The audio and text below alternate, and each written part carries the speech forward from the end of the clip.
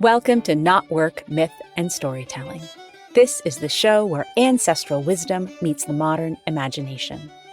I'm your host and lead storyteller, Marisa Gowdy. I'm a myth worker, a story healer, and a writing coach. I'm the author of The Sovereignty Knot, A Woman's Way to Freedom, Power, Love, and Magic, and the founder of the Writer's Knot and Author's Knot communities. On KnotWork, we explore the mythology and folklore of Ireland and beyond. Whether you're drawn to Celtic culture and the power of the landscape, or whether you just like a good story and expansive conversation, you're in the right place. Falcha. If you love what you hear and want to support the show, I'd be so grateful if you become a paid subscriber to my Myth is Medicine newsletter over on Substack. Look for the link at the top of the show notes or visit mythismedicine.substack.com. Season 6, Episode 26, Lughnasa, Harvest, Celebration, Sacrifice. This week, a story from the archives. It's a story that I actually told this time last year. And at first I hesitated. It seems like I just told it. But here's the thing, I'd forgotten all about it.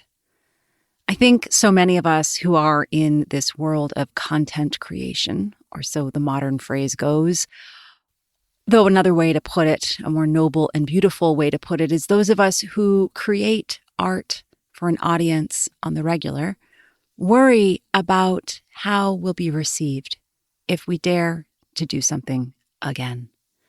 But that's what these stories that mark the Celtic wheel in particular are for. Stories from across cultures that appear at certain times, depending on what is blossoming on the vine, depending on what fish are running in the river, depending on the snowmelt and the first harvest. Because this is, in fact, a harvest story. It's a story for Lughnasa, that Celtic holiday, that Celtic festival that comes round at the very start of August. It's the story of Tailtiu, of the Firbolg, and her foster son, Lugh, that many-skilled god of the Tuatha Dé Danann, who lent his name to the festival itself. Though we have many more weeks before we actually greet a new season when the equinox comes, in many ways, this story at Lughnasa Tide was told to mark a new season. And in the spirit of that, I want to ask you about your next creative season. How will you show up and shape the next season of creativity for yourself? I wanted to let you know that the Writer's Knot is currently welcoming new members. This is the global writing community where the mythic imagination meets creative expression. We gather together each week to write together, talk together, grow together. I offer a new set of carefully crafted writing prompts for each session. And in this upcoming season, which runs from September to the very start of January, we'll be exploring the archetypal power of the landscape. So much more than mere setting, the land shapes the imagination, culture, and relationships. It holds the stories of the ancestors and the memories of your own life. If this story of Tailtiu inspires you, she herself a goddess who shapes the land with her own fierce devotion, then there's a great chance that you'll love being in the company of other myth-minded writers and creatives. Some members of the Writer's Knot are lifelong writers who are seeking a place to focus and seeking a new sense of community. Others are picking up a pen for the first time in as long as they can remember and are seeking a space to test the waters and get to know their own inner world. This group is a place of deep welcome and acceptance. As one current member says, I love the Writer's Knot because everyone there is unguarded but not unboundaried. It's a place to meet yourself on the page and bear gentle witness to writers from around the world who are building the courage to do the same. This September, we're forming 2 different cohorts of the Writer's Knot. One meets at noon on Wednesdays, that's Eastern Time, and the other will meet Fridays at 3 o'clock Eastern. You can find all the details at marisagowdy.com or just check the link in the show notes. We'll be getting started on September 3rd, and I would love to have you with us. And now it's time to tell you a story. Tailtiu wasn't particularly heartbroken when Yoki, son of Eric, was killed. The violent slaughter of her people was devastating. But she wasn't necessarily sad to watch the old regime fall to make room for the new. She had been queen of the Firbolg, but to be first amongst women in a race named for the men of the Bolg wasn't really saying much. The Firbolg had recently returned to this island after a long time away. They were hardened by their years of exile and labor. They'd toiled in the hot weather of the south, enslaved to a people who thought them capable of little more than moving earth and toting clay. They had managed to turn barren rock into fertile fields, but their own labors never benefited their own tribe. Even when they were freed from their chains and made their way back to the land that we now know as Ireland, life was struggle and toil. They had lost the magic of music and poetry after all those years in the unrelenting Grecian sun. And so, Tailtiu was queen, but she was too busy being of service to worry about the royal tea service. For the Firbolg, marriage was for children, and children were for labor, and labor was for survival, and survival was all they understood. Tailtiu prided herself on knowing better than speaking of foolish things like love or desire. She would never let on that she knew there was more to this life than the next meal. Once upon a time, when she was younger and bolder and less weathered by time and dismissal, she had tried to speak to her people of such things, but she had long since given up. Until the dream.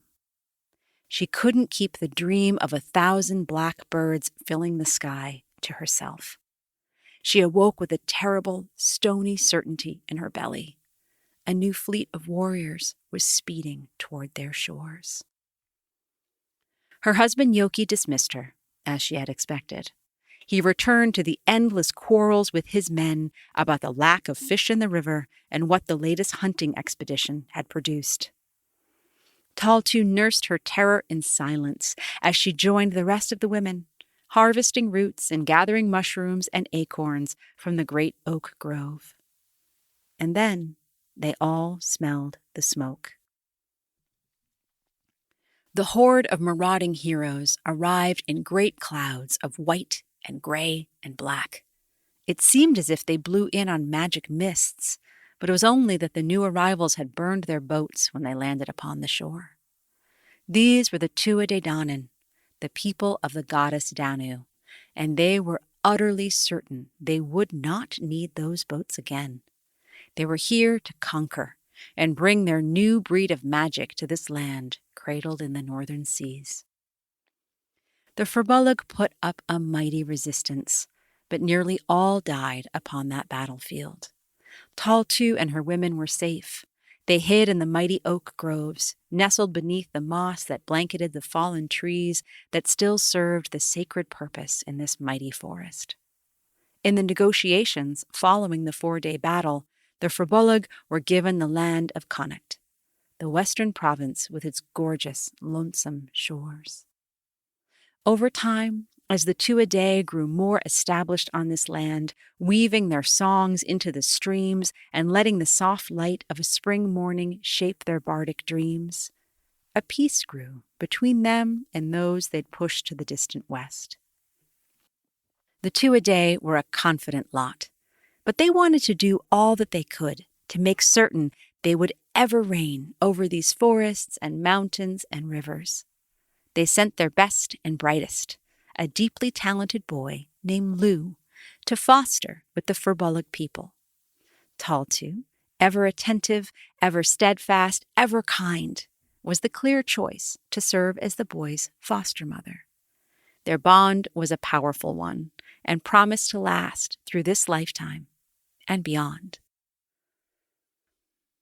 When Lugh was grown and left his fosterage in Connacht to enter full-time hero work with the family of his birth, Tailtiu was bereft. He'd promised to return, and she trusted that he would when he could, but it was cold comfort on her clouded days. She'd grown accustomed to that beautiful, brash, young male energy beside her hearth. This was a young man who could teach her about his goddess Danu, and who helped her remember the beautiful, brash young girl she had tried to be once upon a time. He respected her, his foster mother, as a woman and as a mother in a way that was utterly unknown in her clan. Through this boy, who she had not birthed with her body, she was born anew. Grateful did not begin to describe how she felt. A new sense of power had awoken within her. But these huddled villages, the last of the Furbolg, these people were not interested in her new ideas, her new songs, or her new bright expression. And so, after she had spent too many lonely nights wondering what her bright, shining boy was doing in the world, she decided to find him. She headed eastward to the heart of Ireland and then beyond. She made her way through endless forests until she reached a gentle river that reflected the sun and the sky. She wanted to see more sky in this place. She had a vision. Since she could not find Lugh, perhaps he could find her. Alone in the dense wood, sustained only by river water, as she gave herself no time to forage for food, Tailtiu set to work. She had always found it strange that her people had been so very skilled at creating fertile soil when they had been enslaved by the Greeks, but only remembered the relentless toil when they returned to their homeland. Had they not been paying attention to what their captors did with that land once it was reclaimed from the bare granite and cloaked in rich clay? They planted crops. They set seeds in the soil and practiced patience as the sprouts reached towards the sun and became wheat and barley. But the Furbolg were too busy nursing their resentments and using bones to pick meat from their teeth to notice. But Tailtiu, she paid attention. She understood this miracle of agriculture. To fill a field with potential life, offer it enough care and time, and harvest it before the cold and the dark set in, and then trust the bellies of the people could be full all winter? Miraculous. Or so it seemed. Tailtiu was an innovator. Rather than naked stone, she had a profusion of wooded life before her. Fortunately, she knew that it was a woman's birthright, not just to create and grow, but also to destroy and release. She would strip away these trees and brambles and reveal the waiting earth beneath. She would bring new life and a new way of being through this act of conscious destruction. And so, she got to work. Day and night, only sleeping when she stumbled and could not stand.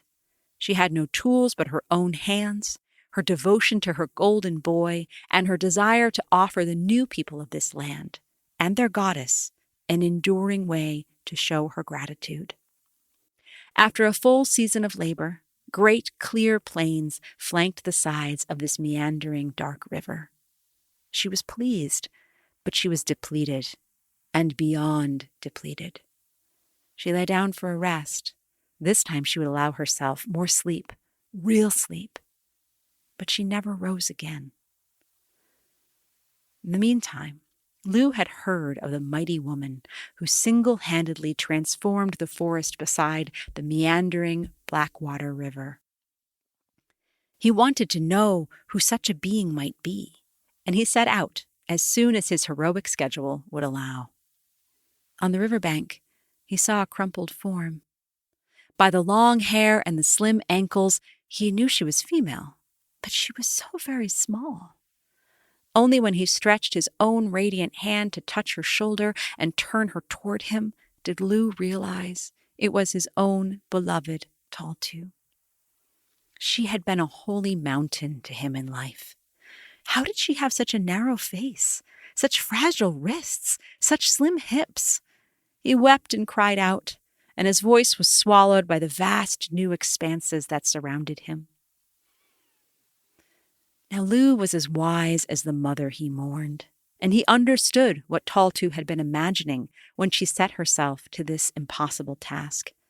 He knew she had sacrificed herself so that his people and all of the people of this land could find a new way of living on and with the earth herself. And he cursed Tailtiu's selfless, delusional dedication, even as he marveled at Tailtiu's love and power. How could she believe that these green fields were more important than she was, there by her hearth, all full of curiosity and love? But calculating the cost after all had been given and all had changed utterly, was the preoccupation of a fool. He looked up from her lifeless body, and a vision of his own came to him. It was too late in the summer to plant new crops, but this would be the perfect place for a great gathering. And so he called all of the Tuatha Dé and all of those who were brave enough amongst the Firbolg to come for a great festival, games and feasting, all in honor of the remarkable woman who had fostered him and who left her mark forever upon their land and culture. A great bower was created not far from that bend in the river where Lugh had found Tailtiu. The Firbolg who attended still remembered how to move earth to create a burial mound that would last millennia. And so Tailtiu was remembered and mourned and celebrated that day, as she would have been by every person who had learned to sow seeds and harvest crops and take the title of farmer. Shanae. That's my story for today. The one that I concocted back in the summer of 2024. I'm still sitting with what it said to me last year, and I'm really intrigued by what it's saying to me now. As I said at the top, I really had forgotten I had written it. It seemed like years ago, and I think that's part of the creative condition for so many of us.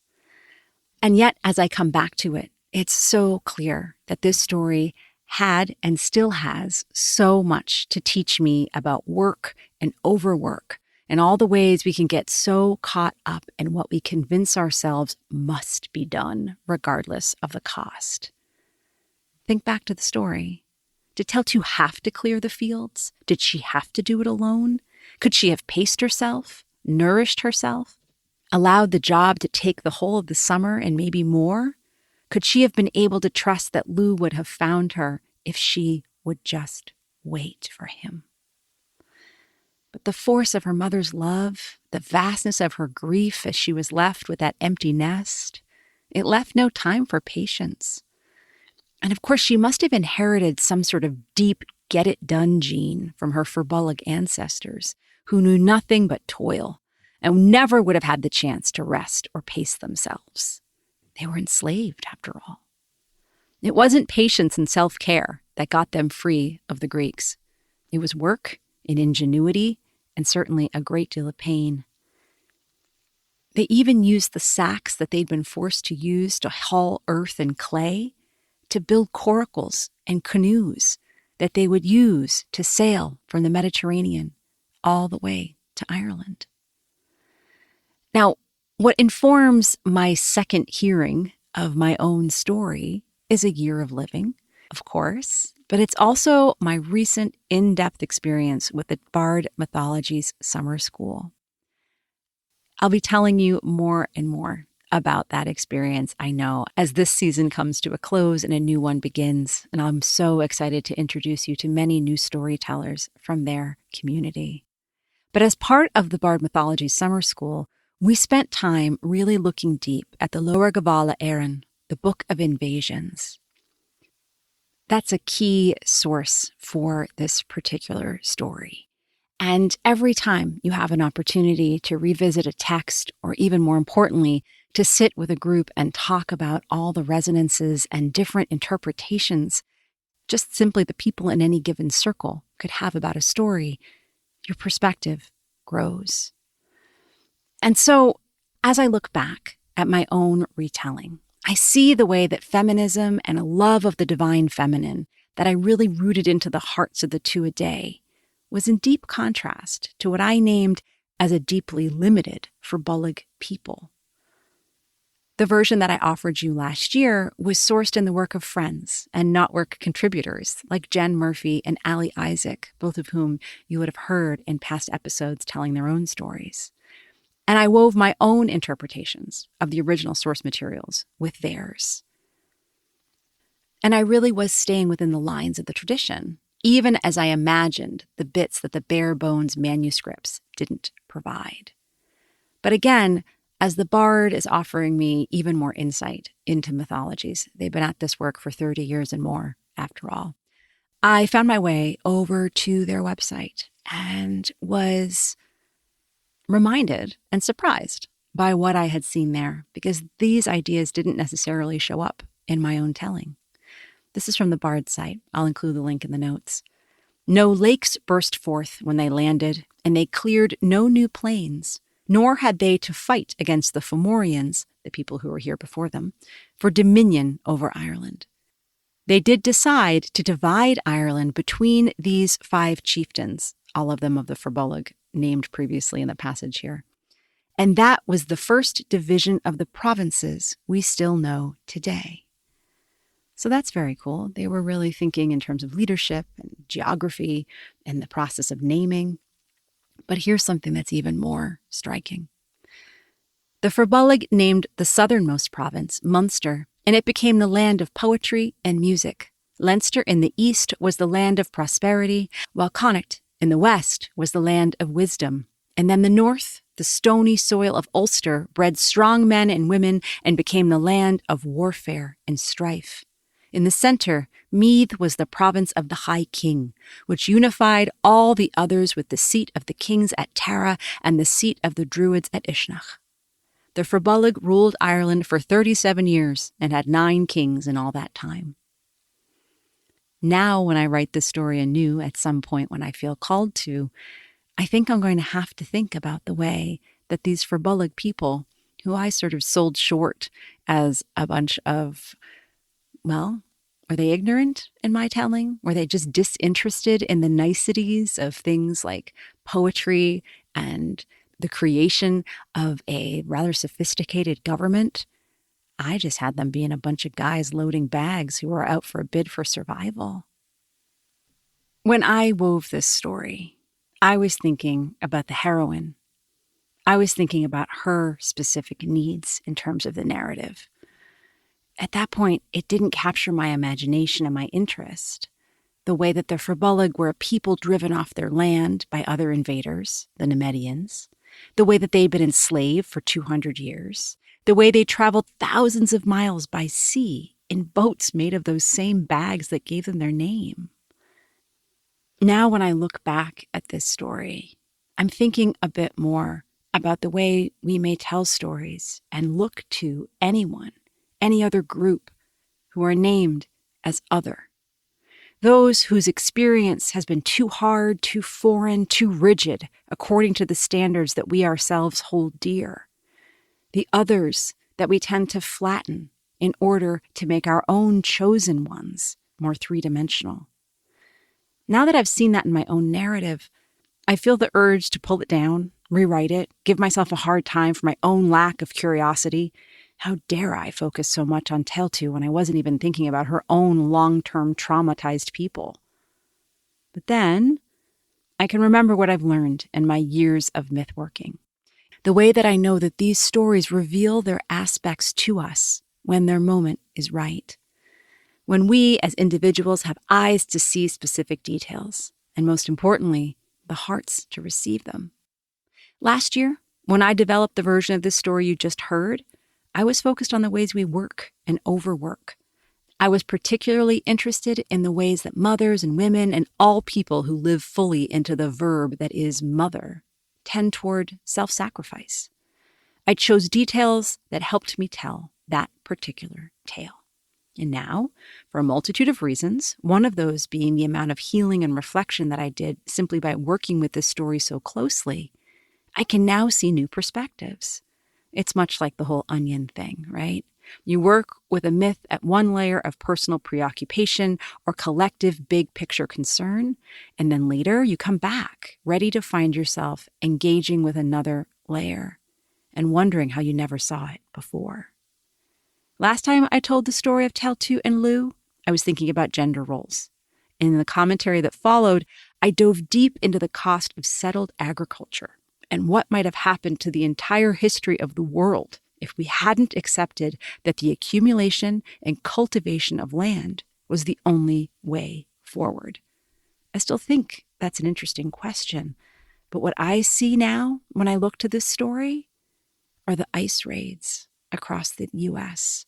and the way we see immigrants to this land being targeted and persecuted, othered in every sense of the word, from harassment to imprisonment to deportation.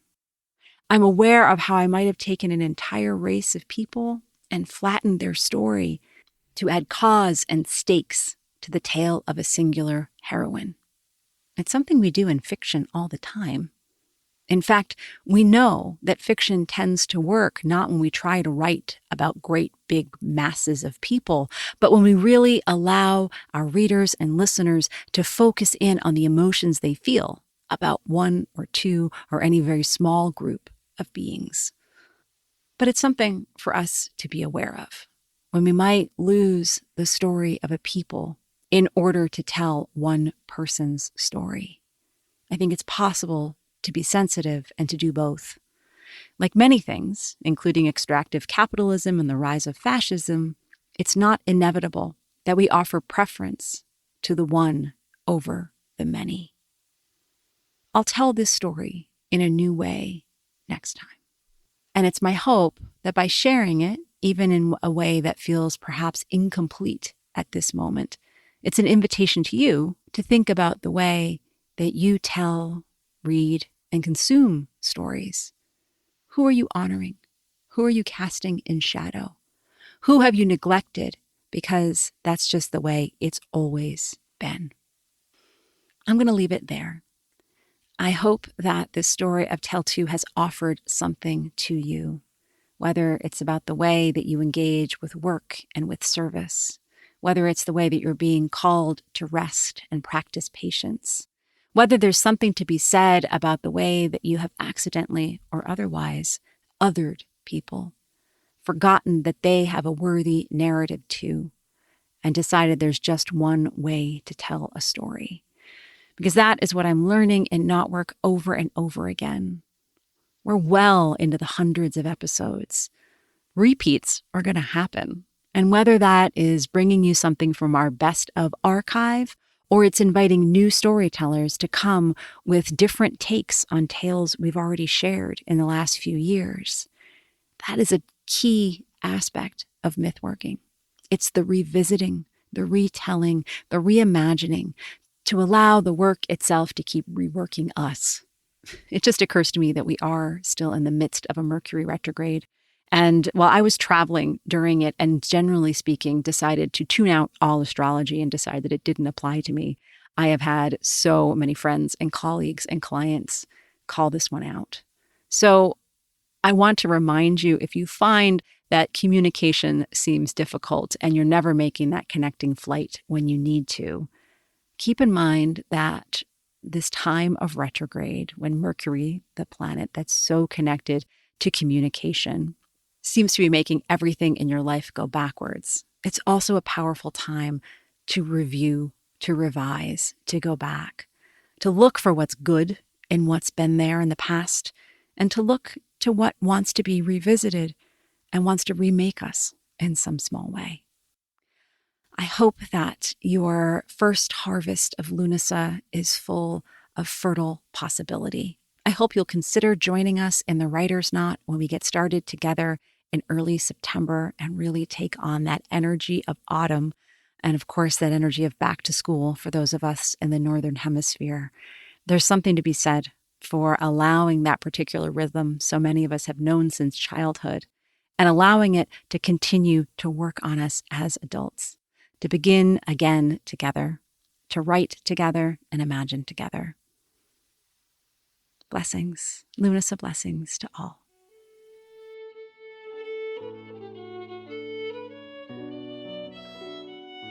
Thank you for tuning in to KnotWork Myth and Storytelling. Please subscribe and review the show on your favorite podcast platform, and do share this episode with other lovers of mythology and story. By the way, everyone is a lover of mythology and story, even if they've forgotten. Creating this show is a labor of love, and your support will help me continue to craft and share stories throughout this season and beyond. Please consider becoming a paid subscriber to my newsletter, Myth is Medicine, over on Substack, where you'll find new writing and conversations each week. You can find out more about my writing, my book, our online writing communities, as well as how to work with me as a writing coach at marisagowdy.com. Gratefully, I live, write, work, and record this podcast on the ancestral lands of the Munsee Lenape tribe, whose name means original people. Music on this show is performed by Beth Sweeney and Billy Hardy.